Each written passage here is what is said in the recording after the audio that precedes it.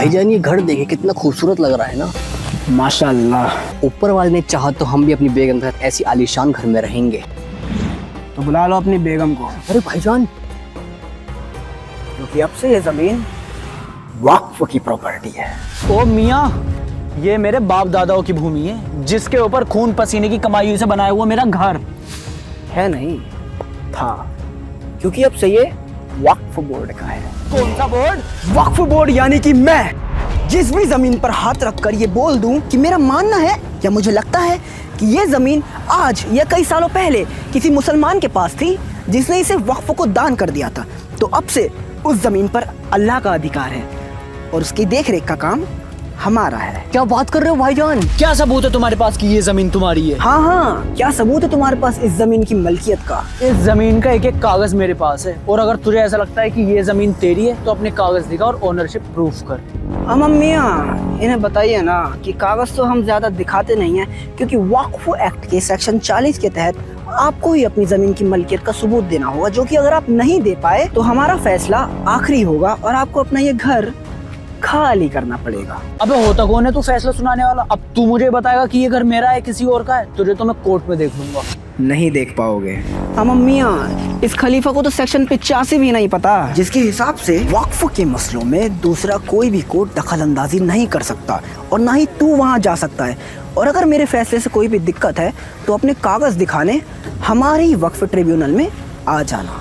अबे कैसा एक्ट है यार ये? तेरे खिलाफ लड़ने के लिए तेरे ही लोगों के पास जाना पड़ेगा। अब यही तो कट है जिस पे दुनिया पट है। आ मेरी जान। अल हबीबी, अल हबीबी, अल हबीबी, वल्लह वल्लह। भाईजान एक तो हो गया, पर बाकी बेगमों के लिए और कुछ तलाश करें। नोटी बॉय, चलो ना।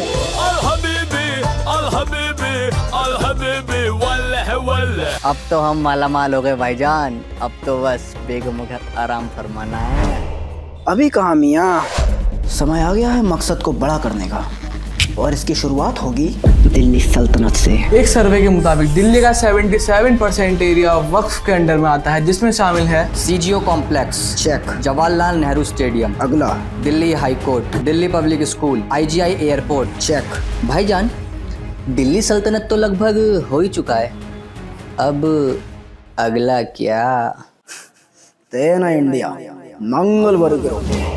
और साहब जी, अपनी बिटिया की शादी है अगले महीने, तो उसके लिए मैं अपनी जमीन का कुछ हिस्सा रेड्डी साहब के नाम करना चाहता हूँ, तो जो भी कागजाती काम है वो आप जल्दी से निपटा दीजिए। पर राम गोपाल, ये जमीन तो तुम्हारी है ही नहीं। क्या?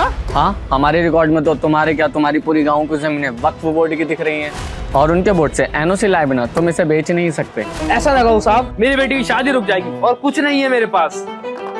तो देखा आपने कैसे इस गांव के लोगों को पता चला कि इनका पूरा का पूरा गांव ही वक्फ बोर्ड के अंदर आता है, वो भी बिना किसी ठोस सबूत के। ऐसा ये किस बिहार में हुआ है जहां पूरे गांव पर वक्फ ने कब्जा कर लिया और 30 दिन में उन्हें उन्हीं का घर खाली करने की धमकी दे रहे हैं। आज की ताजा खबर में जाकिर नाइक का बड़ा बयान का, अंबानी का घर भी वक्फ की प्रॉपर्टी पर बना हुआ है। पिछले 10 सालों में वक्फ की प्रॉपर्टीज डबल हो चुकी है, आंकड़े आपके सामने है। एआईयूडीए चीफ बदरुद्दीन अजमल का बड़ा बयान, कहा पार्लियामेंट भी वक्फ की जमीन पर बना है। भारत में रेलवे और आर्मी के बाद आज वक्फ बोर्ड के पास सबसे ज्यादा जमीनें हैं। अबे ओ मुतवल्ली, तेरी कयामत आने वाली है, क्योंकि तेरे वक्फ का वक्त ना खत्म होने को आ रहा है। सरकार एक नया बिल ला रही है जिसमें तुझे अपनी सारी प्रॉपर्टी के कागज दिखाने पड़ेंगे, वरना सरकार उसे छीन लेगी। जबान संभाल कर बोल मियां, अगर ऐसा हुआ तो यूपी में हमारे पास 1,21,000 जमीनें हैं, जिसमें से 1,12,000 के कोई कागज नहीं है हमारे पास, और तेलंगाना में 33,000 में से 90% जमीनें बिना कागज की हैं। तो इसका मतलब तुझे उन सबकी लूटी हुई जमीनें वापस लौटानी पड़ेंगी। एक बार जो जमीन वक्फ की हो गई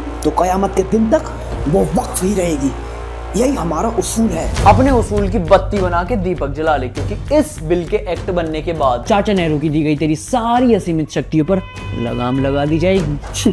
कैसी लगाम? मम्मी यार, तुझे तो वक्फ अमेंडमेंट बिल 2024 के बारे में कुछ पता ही नहीं है। पहले जैसे तू किसी भी जमीन को वक्फ बोर्ड के बता देता था बिना किसी लीगल डॉक्यूमेंट के, वो पावर अब तुझसे छीन ली जाएगी।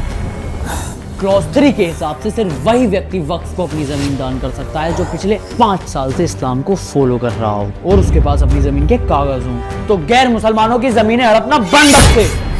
तुझे अपनी सेंट्रल वक्फ काउंसिल में अब 2 मुस्लिम महिलाओं के साथ हिंदू, सिख, ईसाई जैसे 2 गैर मुसलमानों को भी शामिल करना होगा। जितनी भी सरकारी जमीनें वक्फ के पास हैं फिर से वो सारी सरकार दे जाएंगी। या अल्लाह, ये बिल पूरी तरह से इस्लाम और मुसलमानों के खिलाफ है। तेरे वक्फ ट्रिब्यूनल में जो 40,000 से ज्यादा पेंडिंग केसेस पड़े हैं ना, उसमें से 10,000 तो खुद मुसलमानों ने किए हैं, जिनकी जमीन तूने हड़प रखी है। और जितनी पावर हिंदुस्तान में वक्फ के पास है उतनी पावर किसी इस्लामिक कंट्री में वक्फ के पास नहीं है। ये बिल एक्ट बन जाए, ऐसा हो नहीं सकता, मैं ऐसा होने नहीं दूंगा।